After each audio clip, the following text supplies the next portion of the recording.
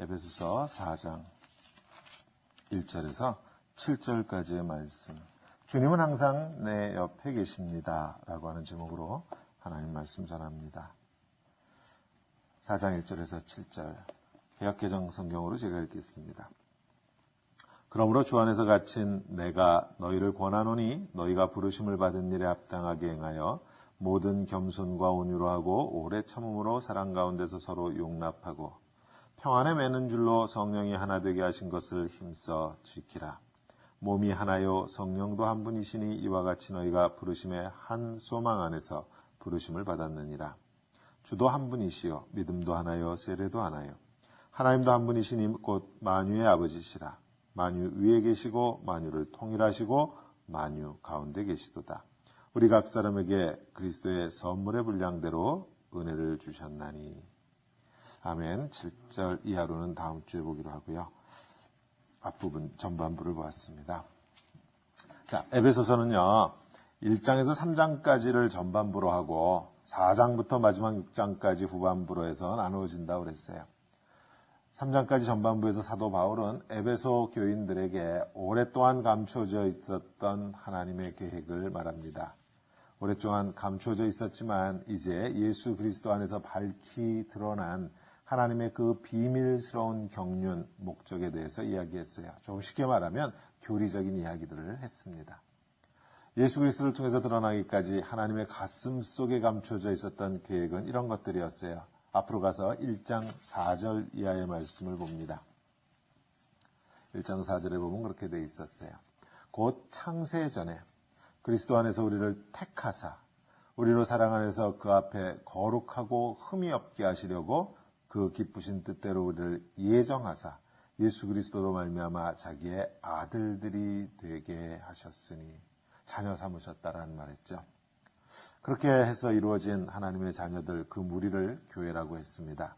그 교회 안에서 이제 유대인과 이방인의 차별이 사라졌다 그랬죠. 이 둘이 하나가 되어 한 새 사람으로 지어져 간다. 교회를 그렇게 설명했었습니다. 조금 뒤로 가서 2장 20절을 봅니다. 이하에 그렇게 되어 있어요. 너희는 사도들과 선지자들의 터 위에 세우심을 입은 자라 그리스도 예수께서 친히 모퉁이 돌이 되셨느니라. 그의 안에서 건물마다 서로 연결하여 주 안에서 성전이 되어가고 너희도 성령 안에서 하나님이 거하실 처소가 되기 위하여 그리스도 예수 안에서 함께 지어져 가느니라. 아멘. 자, 이렇게 교회에 관해서 우리의 신분에 관해서 뭐 등등등 이렇게 교리적인 그런 이야기, 하나님의 가슴에 감추어졌던 이야기, 그것이 예수 그리스도 안에서 이렇게 밝히 드러났다. 그리고 이제 4장부터는 문맥이 좀 바뀌어요. 그렇다면 하나님께서 창세전부터 우리를 위해서 그렇게 놀라운 일들을 계획하셔서 우리를 구원하시고 자녀 삼으시고 하나님의 나라를 유업으로 삼게 하시고 이제는 유대인과 이방인의 그러한 차별도 다 사라지는 그 아름다운 하나됨의 교회를 지어가도록 하나님께서 우리를 그렇게 귀하게 보셨다. 하나님께서 나를 택하셔서 이렇게 놀라운 일을 허락하셨다. 또한 그러한 일들을 나에게 맡기셨다. 라는 것을 깨달으면은요, 그 하나님을 향해서 우리가 어떤 반응을 보이게 될 거예요. 그죠? 전혀 무반응이시네.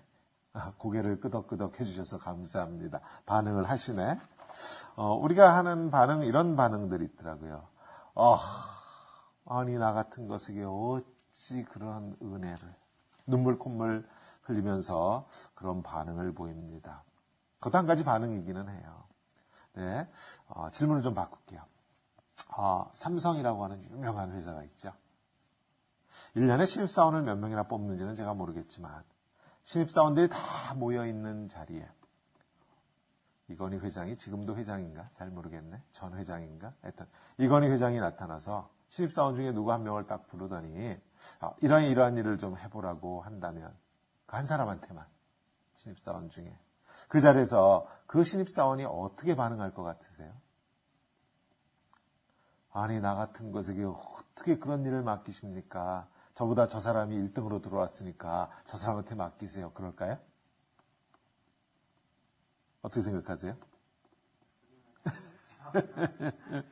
삼성의 신입사원으로 들어가서 이건희 회장으로부터 어떤 일을 맡았다고 하면 모르긴 몰라도요. 열이면 열, 목숨 바쳐가면서 그 일을 완수할 것입니다. 즉 부르심을 받으면요.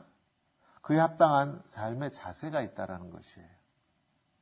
기업의 대표로부터 부르심을 받아도요. 그에 합당한 삶의 자세를 우리가 보입니다.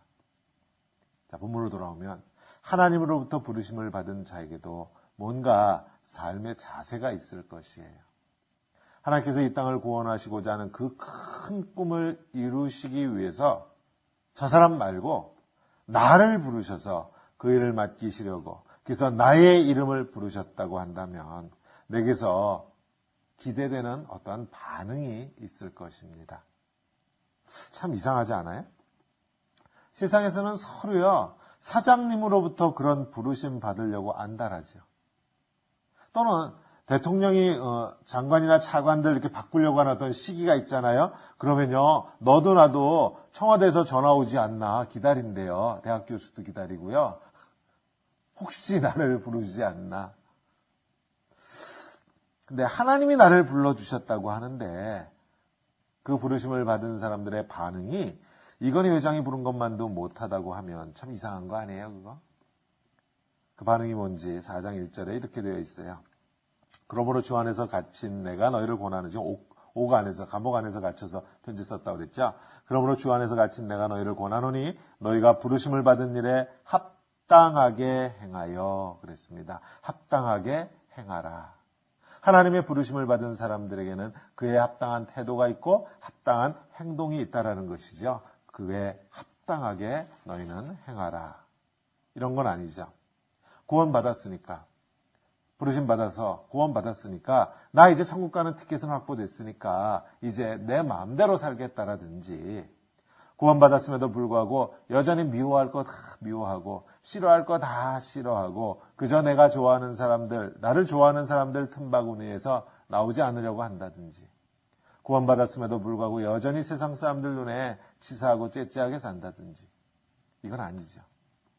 그런 것은 구원받은 자로 하나님으로부터 부르심 받은 자로 합당한 태도가 아니에요. 자, 그럼 구원받은 자의 삶의 태도가 교회 생활 잘한다는 뜻일까요? 구원받았다고 그래서 내가 하나님을 사랑하고 예수님을 사랑한다고 그래서 주일 예배 절대로 빠지는 일 없고 3일 예배, 새벽 예배, 온갖 부흥회, 이웃교회에서 하는 부흥회까지 11조는 물론이고 교회에서 하는 온갖 행사와 훈련에도 빠짐없이 참석하고 그러면 목사의 입장에서 보면 이렇게 예쁜 성도가 없을 거예요. 나무랄 데 없죠. 그러나 교회라고 하는 한 면만을 보고 우리가 한 사람의 전부를 평가할 수 없습니다. 마치 직장에서의 모습만을 보고서 한 사람의 전부를 평가할 수 없듯이 교회에서의 모습만 가지고 그 사람의 참된 가치를 말할 수 없어요. 교회 생활을 잘하는 게 또 아니면 교회 생활을 잘하는 것처럼 보이는 게 반드시 우리가 신앙생활을 잘하는 것이다. 아닐 수 있더라고요. 교회 생활을 잘하는 것 같아. 근데 집에서는 사소한 일에 짜증을 잘 내. 뭔가 못마땅하면 버럭 화를 내. 집에서만 그래. 바깥에 나가면 절대로 안 그래. 교회 생활을 잘하는 것 같아요. 근데 명품으로 치장하지 않으면 속에서 이렇게 화가 나. 삶이 짜증스러워져. 비싼 걸로 치장하지 않으면 신경질이 막 나고 원하는 것을 사지 못하면 자기 자신이 참 불쌍해 보이고 교회 생활은 잘하는 것 같은데 속은 여전히 허한 그런 삶을 살 수 있어요. 또는 교회 생활은 잘하는 것 같은데 교회 바깥에서는 인색하다는 소리를 듣는다든지 돈이라면 손을 벌벌벌 떠는 그래서 세상 사람들 눈에는 저 사람은 돈이 하나님이야 라고 하는 소리를 듣는다며 교회 안에서의 삶과 교회 바깥에서의 삶의 태도가 다른 거죠. 하나가 아니에요. 성경은 이것을 물론 위선이라고 말합니다. 오늘 말씀에 많이 등장하는 단어가 이 하나라는 거였어요. 하나. 4절부터 있죠. 몸이 하나예요. 성령도 한 분, 하나란 뜻이죠. 하나예요. 부르심의 한 소망, 소망도 하나예요. 우리가 부르심을 받긴 했는데 그 소망이 뭐예요? 하나야. 그것도 여러 개 아니야. 단 한 가지 소망을 위해서 부르심을 받았어요. 주님도 한 분이세요. 믿음도 하나예요. 세례도 하나예요. 하나님도 한 분이세요. 계속해서 하나. 오늘 본문에 계속해서 등장하는 말이에요. 쉽게 설명할게요. 우리의 삶이 하나란 뜻이에요. 하나. 하나님의 부르심을 따라 교회를 이루는 그 사명을 향해서 달려가는 우리의 삶은 교회 안에서의 삶과 교회 바깥에서의 삶이 분리되지 않습니다. 똑같아요. 하나예요. 교회 안에서 삶하고 직장에서의 삶하고도 다르지 않아요. 하나예요. 그게 주님이 하나란 뜻이에요. 믿음이 하나란 뜻이에요. 교인을 만날 때나 불신자를 만날 때나 내 마음이 다르지 않아요. 내 삶의 태도가 다르지 않습니다. 왜 그래요? 내 마음이 예수 그리스도의 마음이기 때문에 그래요. 지난주 바로 앞에 있는 본문에서 그랬죠. 예수 그리스도의 그 크기는 측량할 길이 없다 그랬어요. 하도 크셔서. 믿는 사람 만날 때 하고 불신자를 만날 때 하고 내 마음이 달라져야 할 만큼 내 마음이 그렇게 편협하지 않아요. 내 태도가 표리부동하지 않습니다. 왜 그래요? 내 속에 그리스도가 계셔서 그래요. 그리스도가. 나는 원래는 안 그랬어요. 그죠? 나는 원래 내가 좋아하는 사람들하고 만날 때 그때는 참 좋지. 좀 껄끄러운 사람 만날 때 싫지요. 나가기 싫지. 그러면 마음도 달라지고 태도도 달라. 이 사람 만날 때랑 저 사람 만날 때랑 내가 태도가 다르고 마음 자세가 달라. 나는 원래 그래. 그러나 내 속에 계신 예수 그리스도는 그렇지 않으세요. 내가 내 안에 계신 그리스도에게 순종하면 나도 누구를 대하여서나 항상 동일한 마음 갖게 될 겁니다. 태도를 갖게 되겠죠. 내가 하는 거 아니죠. 내 속에 계신 예수 그리스도께서 하시는 거예요. 하나님으로부터 구원의 자리로 부르심을 받은 자로서 우리에게 요구되는, 아니 우리가 당연히 보여야 하는 삶의 태도 또는 우리가 해야 하는 어떠한 행동 양식들, 이러한 것을 사도 바울이 계속해서 2절하고 3절에서 이렇게 말해요. 모든 겸손과 온유로 하고 오래 참음으로 사랑 가운데서 서로 용납하고 평안에 매는 줄로 성령이 하나 되게 하신 것을 힘써 지키라. 아멘. 복잡합니다. 말씀이 좀. 근데 이와 유사한 성경 구절들 많이 있죠. 당장 머릿속에 떠오르는 구절이요. 갈라디아서 마지막 부분에 있는 성령의 9가지 열매라고 하는 게 떠오릅니다. 갈라디아서 5장 22절 23절인데 오직 성령의 열매는 사랑과 희락과 화평과 오래 참음과 자비와 양선과 충성과 온유와 절제니 이 같은 것을 금지할 법이 없다 그랬어요. 또 있어요. 고린도전서 13장을 뭐라고 불러요? 사랑장이라고 부르죠. 거기도 이와 유사한 거 많이 나옵니다. 사랑은 오래 참고 사랑은 온유하며 시기하지 않고 자랑하지 아니하고 교만하지 아니하고 줄줄줄 나오죠. 그러니까 오늘 우리가 읽은 에베소서 4장 2절 3절 지금 이 말씀은요. 구원받은 자의 삶의 태도와 자세에 대해서요. 간단하게 말씀하신 거라는 걸 알 수가 있어요. 지금 다 열거한 거 아니에요. 사도 바울이 이거에 대해서 쓰려면 또 얼마든지 쓰지요. 근데 구원받은 자의 삶, 태도와 자세에 대해서 대강 몇 가지만 간추려서 말씀합니다. 단지 몇 가지만 요약해서 말씀했는데 처음 등장하는 삶의 태도가 뭐예요? 겸손과 온유함이다. 이렇게 말해요. 온유한 마음, 겸손한 태도 이렇게 말하면 되겠죠. 그러고 보니까 예수님도 직접 겸손하고 온유에 대해서 말씀하신 적이 있었어요. 기억하세요? 마태복음 11장인데 수고하고 무거운 짐진 자들아 다 내게로 오라 내가 너희를 쉬게 하리라. 나는 마음이 온유하고 겸손하니 나의 멍에를 메고 내게 배우라. 그러면 너희 마음이 쉼을 얻으리니 이는 내 멍에는 쉽고 내 짐은 가벼움이라. 아멘. 주님께서 직접 하신 말씀이에요. 근데 겸손하고 온유를 누구한테 배우라고 그랬어요? 학교에 가서 도덕 윤리 시간에 배우라고 했어요? 서점에 가서 교양 서적 많이 사서 읽어보면 겸손하고 온유하게 된다고 했나요? 누구에게 배우라? 나의 멍에를 메고 내게 배우라 그랬어요. 나는 마음이 온유하고 겸손하니 나의 멍에를 메고 내게 배우라. 예수님에게서 직접 배웁니다. 근데 참 재밌어요. 온유하고 겸손 그러면 우리는 야들야들하고 이렇게 말랑말랑한 거를 연상하잖아요. 근데 온유하고 겸손하기 위해서 꼭 필요한 것이 하나 있는데 그게 힘이에요? 능력이에요? 힘도 없고 능력도 없는 사람이 온유하다, 겸손하다 그러면 말이 좀 안 돼요. 힘도 없고 능력이 없어서 겉보기에 온유해 보이고 겸손해 보이면 그건 힘이 없어서 비실비실한 거죠. 능력이 없어서 아무것도 못하는 거예요. 그건 무능력한 거예요. 온유하거나 겸손한 거 아닙니다. 그건. 그러니까 온유하고 겸손이라고 하는 말 속에는 힘이 전제되어 있어요. 능력 있다라는 것이 전제되어 있어요. 근데 세상에서는요, 그 힘하고 능력이 있으면 그 능력 가지고 어디로 가요? 위로 가요, 위로. 짓밟고 올라가잖아요. 그 힘과 능력으로 다른 사람 무시하려고 하잖아요. 그 힘과 그 능력 가지고 자랑하려고 하잖아요.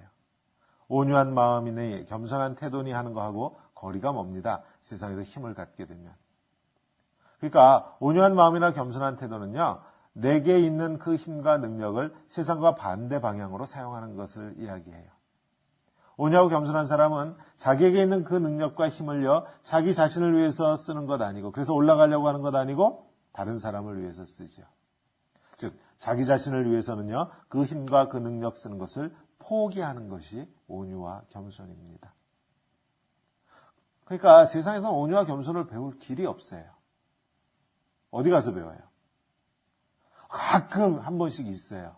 야, 저 사람들은 정말 마음이 온유하고 정말 저 사람들은 겸손한 사람들이야 라고 우리가 말할 수 있는 사람들이 있어요. 그 사람들은요, 이 마을 저 마을 다니면서 구석구석 찾아다니면서 연약한 자들 앞에 가서도, 어린애들 앞에 가서도요, 허리를 90도로 굽혀가면서 인사를 해요.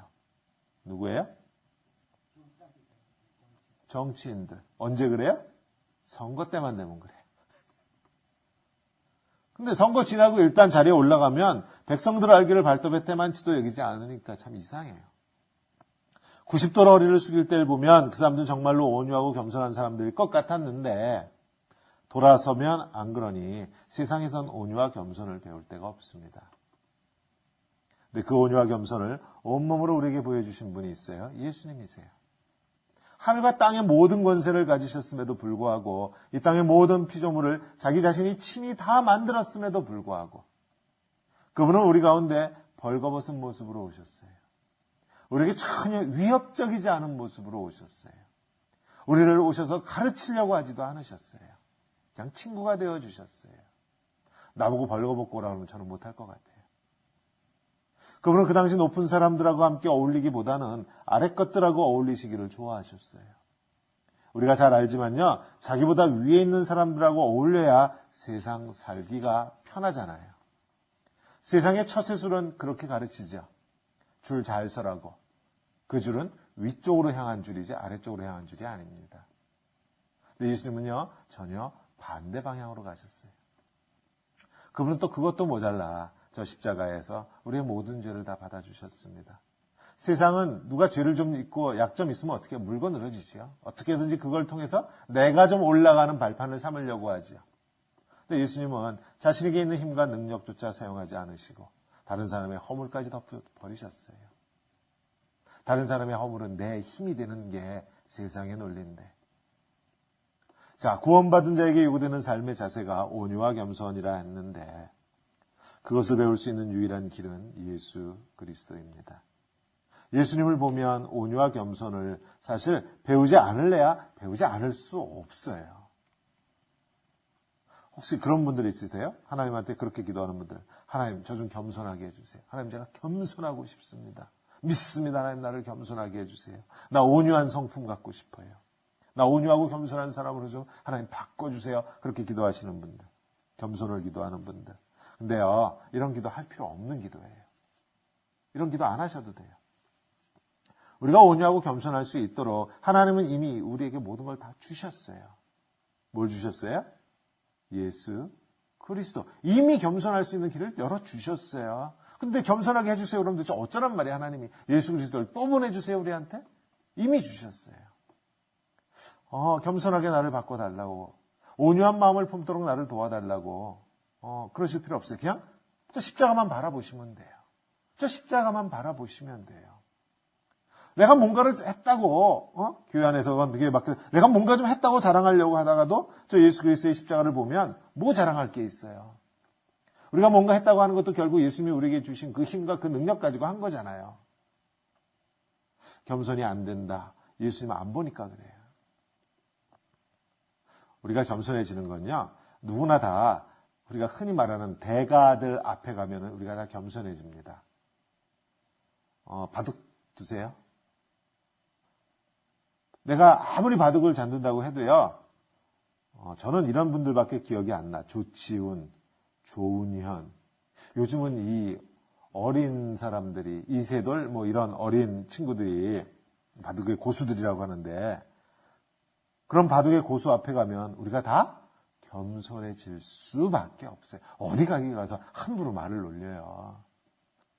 우리가 아무리 탁구를 잘 친다고 해도 우리가 교회에서 탁구도 치고 하니까 옛날 같으면 저는 이런 분들밖에 모르겠어. 이혜리사, 정현수, 유남규, 이런 분들까지 제가 기억하겠어. 그 다음은 모르겠어. 하여튼 이런 선수들 앞에 가면 우리는요, 누가 겸손하라고 하지 않아도요, 다들 겸손해져요. 거기 가서 우리가 탁구에 탁자나 얘기할 수 있겠어요. 그 앞에 가서.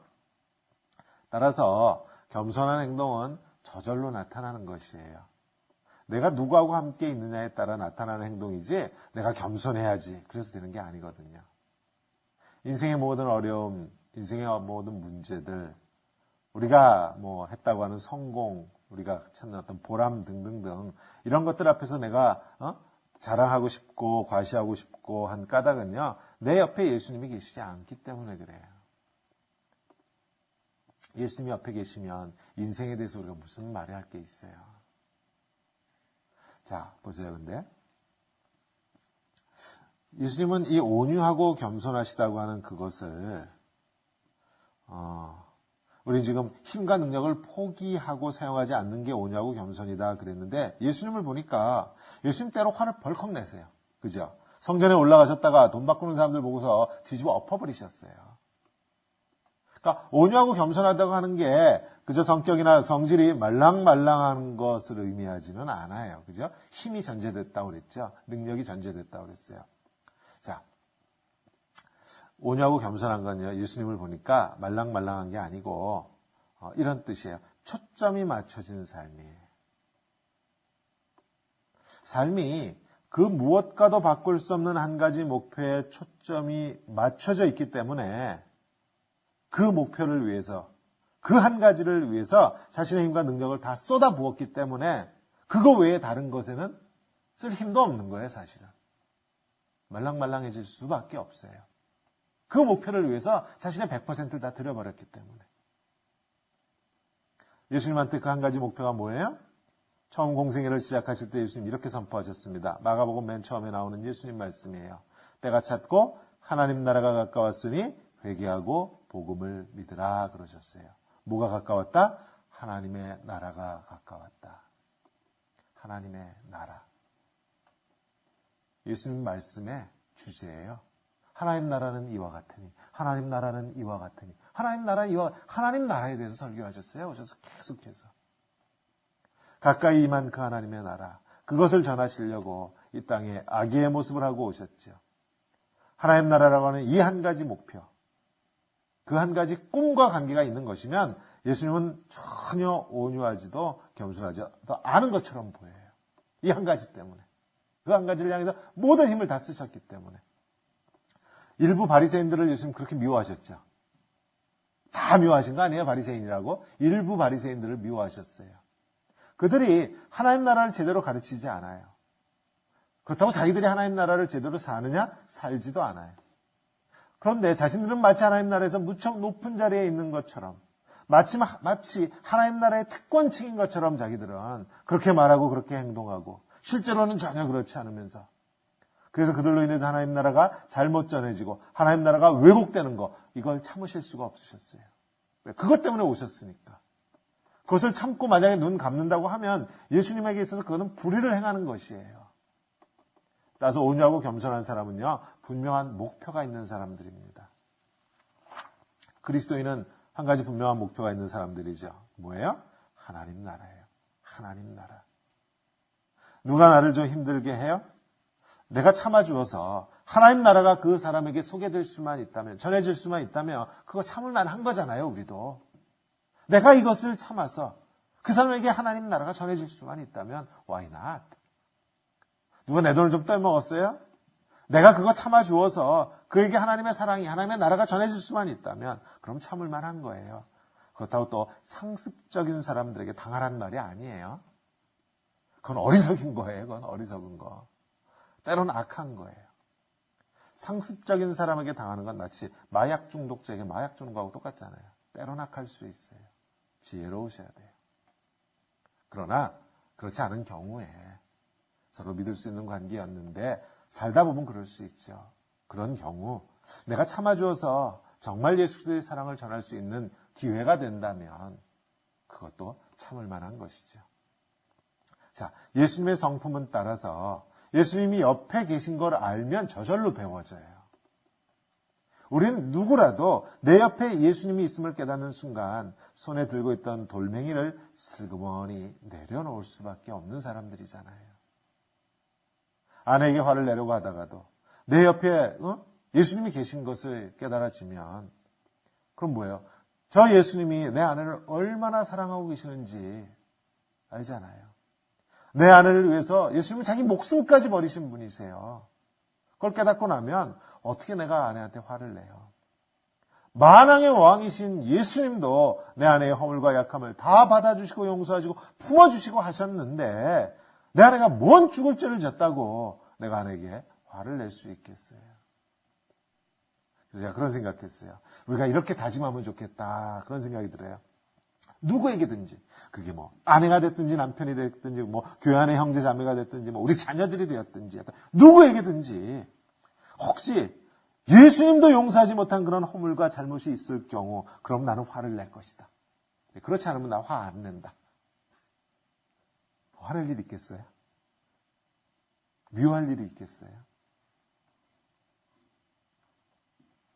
예수님이 용서하지 못하고 예수님이 받아주지 않은 허물에 대해서는 내가 화를 낼 것이다. 그럼 화낼 일 없겠죠. 자, 겸손과 온유에 대해서 말씀이 길어졌습니다. 사도 바울이 이것 외에도 오래 참음으로 서로 용납하라. 우리를 하나 되게 하는 평안을 힘써 지켜라. 이렇게 해서 오래 참음도 얘기하고 그다음에 평안에 대해서도 말씀하셨는데요. 이것도 똑같아요. 우리가 참지 못하는 이유가 뭐예요? 내 눈에 예수님이 안 보이니까 못 참죠. 자, 우리가 누구예요? 예수 그리스도의 우리가 누구라고? 예수 그리스도의 종된 그러죠. 우리가 다 주님의 종이라고 그러잖아요. 주님이라고 부르는 게 이미 우리가 종이란 뜻이잖아요.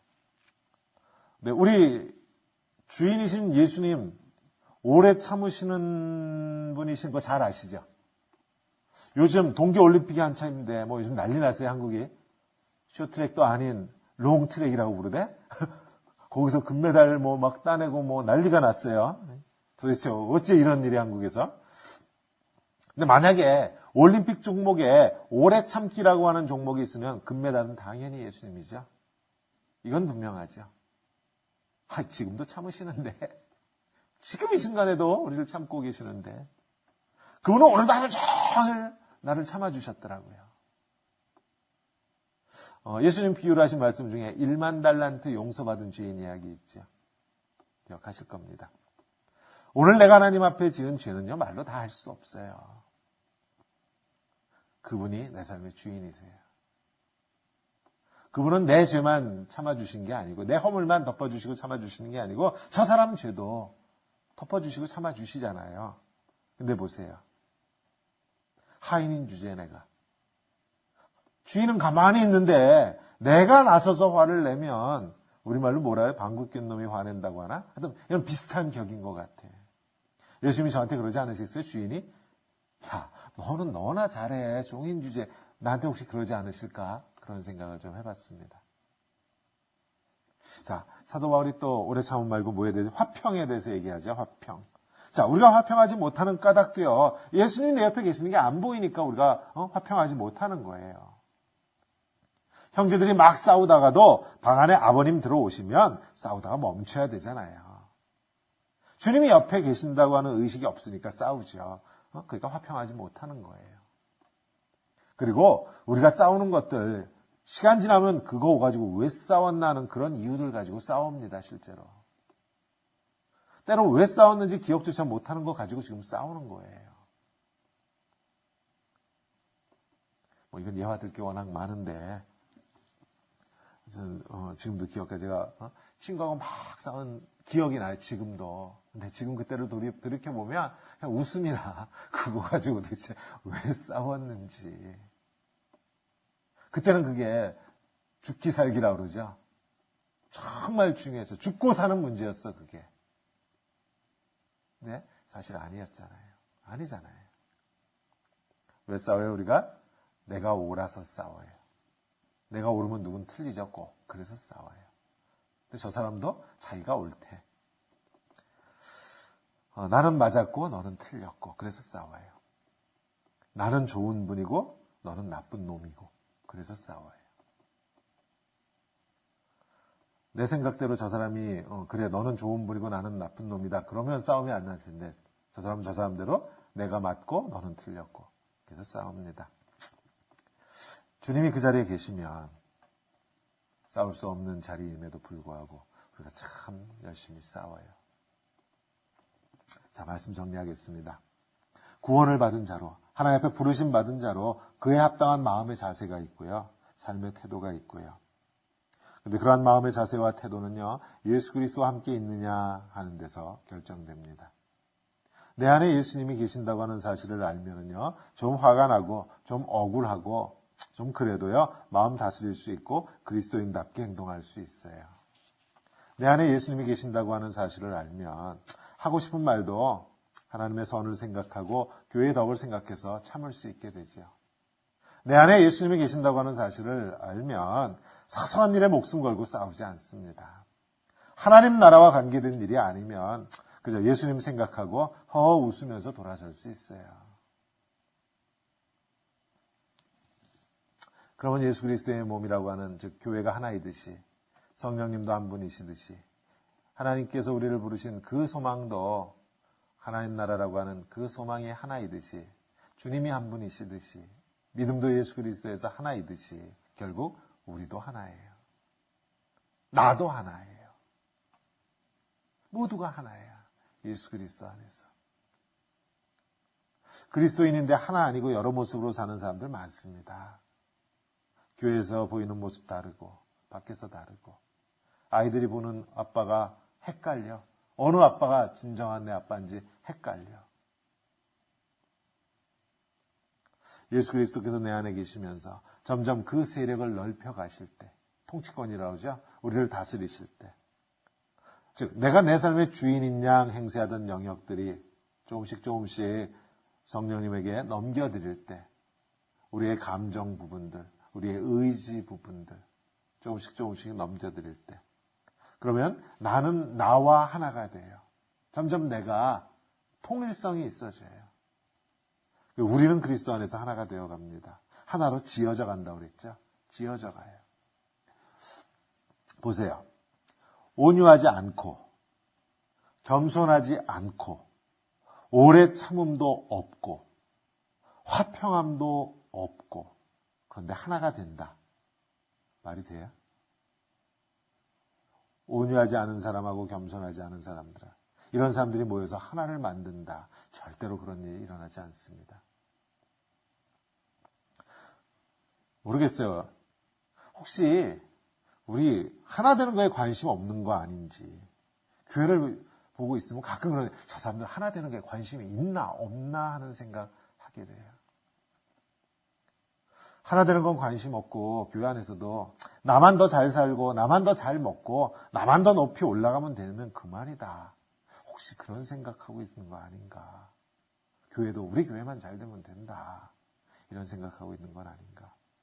그저 내 한 몸 더 좋은 것으로 치장하고 더 좋은 환경에서 살고 우리 자식 놈 좋은 교육시키면 그만이다.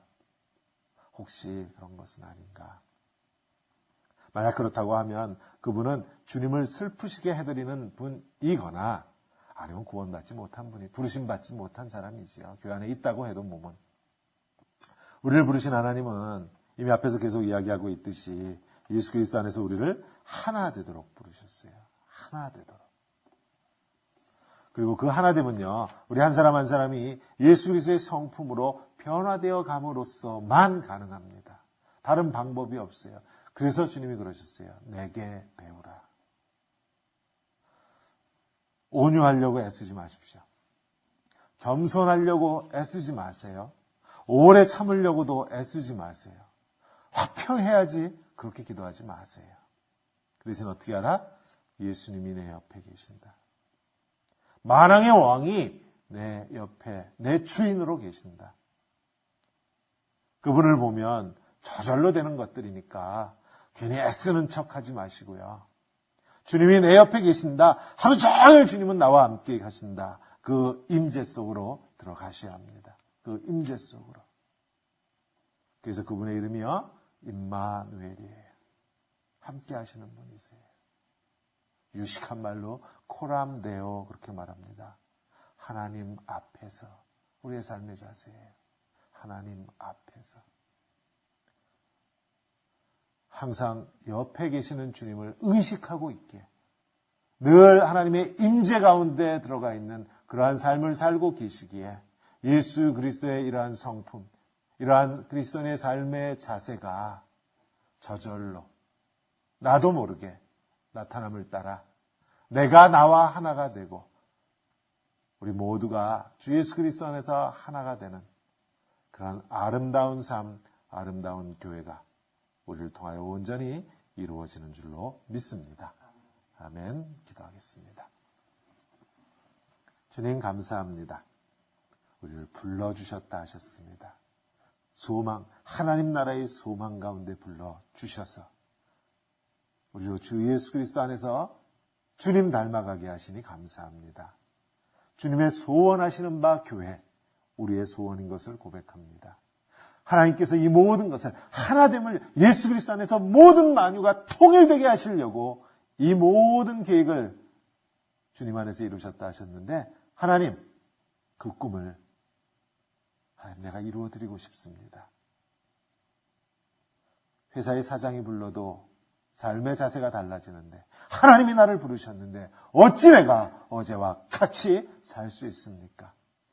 하나님 주님 안에서 하나님의 음성을 들은 자들에게 예수 그리스도의 임재를 허락하여 주옵시고 매일매일의 삶 속에서 이 임재 가운데 들어갈 수 있도록 은혜 베풀어 주시어서 주님이 옆에 계시기에 당연히 나타나야 하는 그 성품들, 너희는 내게 배우라 하셨던 주의 음성이, 주의 약속이 우리 가운데 이루어져 아름다운 삶, 하나 되는 삶, 내가 나와 화평하고 내가 주위의 이웃들과 화평한 하나님 그리하여서 이루어지는 이 아름다운 가정과 교회를 우리 가운데 허락하여 주시옵소서. 감사합고 예수님 이름으로 기도하였습니다. 아멘. 아멘. 아멘.